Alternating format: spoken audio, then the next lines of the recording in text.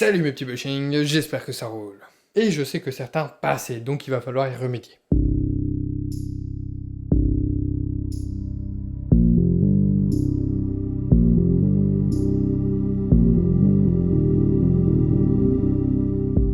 Vous voyez, que ce soit avec vous ou avec certains de mes potes, j'essaye de transmettre ma passion pour la longboard.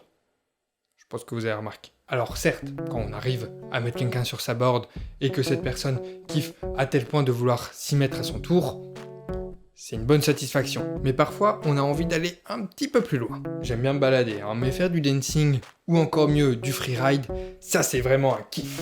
Et souvent, quand je parle à quelqu'un de lui faire essayer la descente, la réponse est souvent en mode wow, wow, wow, no way, je fais ça. C'est donc à ce moment-là que j'aimerais intervenir.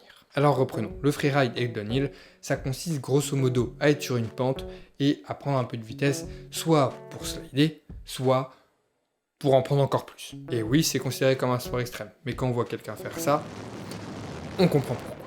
Mais si vous commencez la descente, ça n'aura rien à voir, ça ressemblera plutôt à ça.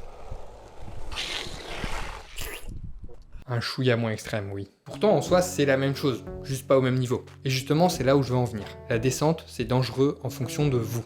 C'est mal dit, mais vous avez l'idée. Ce que je veux dire par là, c'est que certes, comme dans beaucoup d'autres activités, t'as moyen de te faire mal, mais que c'est toi qui gères la prise de risque. Tout le monde va au rythme qu'il veut. Par exemple, si vous voulez apprendre le slide, personne va vous demander d'aller à 50 km/h.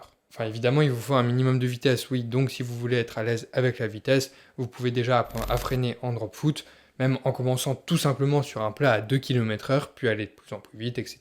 Puis le faire dans une pente. Une fois que vous êtes assez à l'aise en allant à 15 km/h, ça va suffire pour slider. Parce que petite info, si vous débutez, la vitesse, ça va vous aider à décrocher les roues. Donc à faire le slide plus facilement.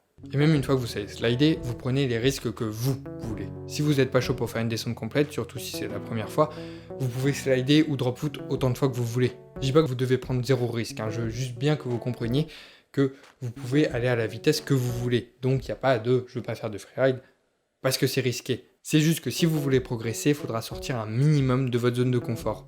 Mais même ça, vous pouvez le faire petit à petit. C'est vrai que plus vous vous sortez les doigts, plus vous progresserez vite. Mais votre but avant tout, c'est de kiffer. Par exemple, moi j'aime bien progresser évidemment, mais avant tout j'adore lâcher un slide, c'est une fin en soi. Bref, je le redis une dernière fois, les risques, c'est vous qui les choisissez.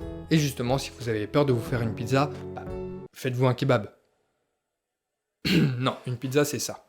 Eh bien, protégez-vous autant que vous voulez.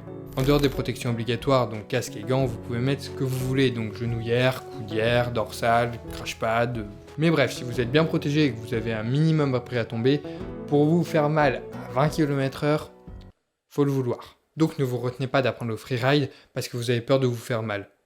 Vous allez peut-être vous faire mal de temps en temps. Certes, les chutes ça fait partie du jeu, mais c'est pas le jeu. Et le meilleur exemple que je peux vous donner pour ça, c'est moi. Je le cache pas du tout, je suis pas à l'aise avec la vitesse ou la prise de risque en longboard. Une autre façon de dire que j'ai aucun courage, oui. Et pourtant, le freeride, c'est ce que je préfère. Alors certes, je progresse pas autant que d'autres, mais ça me dérange pas parce que je kiffe. Et ça, c'est vraiment le principal. Et je me suis jamais fait vraiment très mal en longboard, alors que je porte généralement ni dorsale, ni crashpad. Bref, je sais que ça fait une vidéo vachement blabla, mais je tenais à vous la faire. J'espère qu'elle vous aura plu et surtout qu'elle vous aidera à vous lancer. Si c'est le cas, vous pouvez presser virtuellement le bouton j'aime de cette vidéo, vous abonner pour devenir des bushings de l'espace, et surtout, bonne chute, bon ride. Et je pars et je m'emporte, et je défonce les portes. Je pars et je m'emporte, et je défonce les portes. Je pars et je m'emporte, et je défonce les portes. Je défonce les portes, je défonce les portes. Je pars et je m'emporte, et je défonce les portes.